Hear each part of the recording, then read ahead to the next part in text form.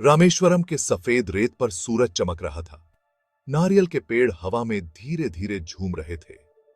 भक्त, जिनके चेहरे श्रद्धा से भरे हुए थे, मंदिर की ओर चल रहे थे। हवा में मंत्रों और प्रार्थनाओं की गूंज थी। रामेश्वरम, वह स्थान जहां स्वयं राम ने प्रार्थना की थी, प्राचीन ऊर्जा से धड़क रहा था। यह एक ऐसी जगह थी जहां समय मानो थम गया हो, एक ऐसी जगह जहां दिव्यता बनी रहती है। तभी खबर आई। शांति में एक लहर दौड़ गई, सदमे और अविश्वास की लहर। मछुआरे जो समुद्र में अपने जाल डाल रहे थे, उन्होंने कुछ असंभव चीज निकाली थी। यह एक ऐसी खोज थी जो इतिहास और आस्था को चुनौती देगी। सागर ने एक रहस्य सोग सागा था, 5000 साल पुराना रहस्य। Cap 2S। रामेश्वरम के मछुआरे समुद्र की शेद्रोता के आदी थे। उनके जाल आमतौर पर मछलियों से भरे होते थे। उनकी आजीविका समुद्र की उदारता पर निर्भर थी। लेकिन उस दिन समुद्र ने कुछ अलग दिया, कुछ असाधारण। यह एक शरीर था, पूरी तरह से संरक्षित, मूंगे और मछली के बीच पड़ा हुआ था। शव को किनारे लाया गया। इकट्ठी हुई भीड़ में सन्नाटा छा गया। चेहरे पर बने हुए निशान अभी भी पहचाने जा सकते थे। कवच, हालांकि जंग लगा हुआ था, एक बीते युग के योद्धा की कहानी कहता था। जंगल की आग की तरह बात फैल गई। समुद्र ने रावण के पुत्र मेघनाद का खुलासा किया था। भारत में हर बच्चा रामायण की कहानियां सुनकर बड़ा होता है। कहानियां सिर्फ महाकाव्य नहीं हैं, वे जीवन के सबक हैं, नैतिक दिशा निर्देश हैं। और रामायण के भव्य आख्यान में रावण पुत्र मेघनाद का विशेष स्थान है। एक कुशल योद्धा, एक शक्तिशाली जादूगर। वह अपने पिता की चालाकी और ताकत का उत्तराधिकारी था।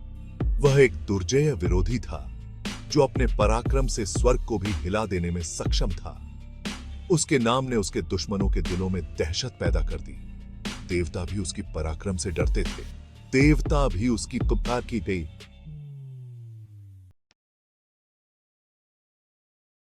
भाग 4। एक पुरातात्विक पहेली। इस खोज ने वैज्ञानिक समुदाय में हलचल मचा दी। 5000 साल तक एक शरीर पूरी तरह से कैसे संरक्षित रह सकता है?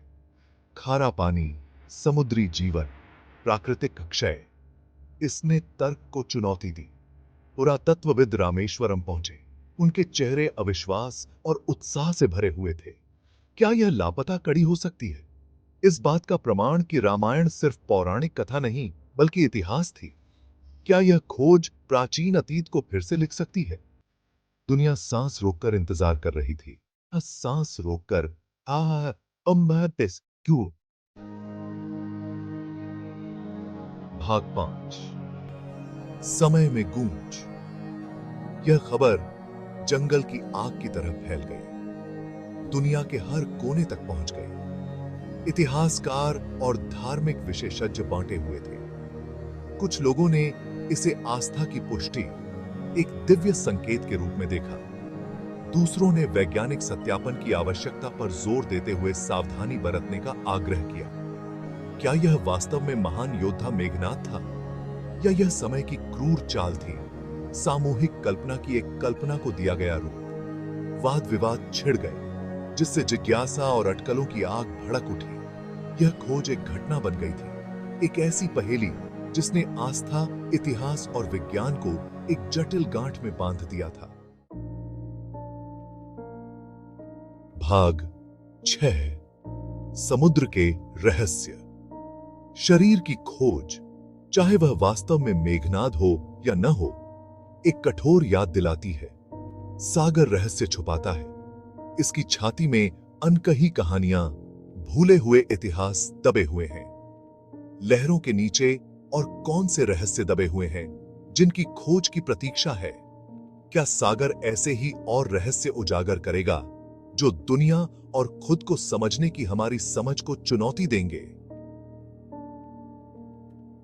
प्रश्न सुस्त पड़े हैं, लहरों की प्राचीन लय को प्रतिध्वनित करते हैं, और जैसा कि हम ध्यान से सुनते हैं, हमें अतीत की फुसफुसाहट सुनाई दे सकती है, जिसे समय के निरंतर ज्वार द्वारा तट पर ले जाया जाता है।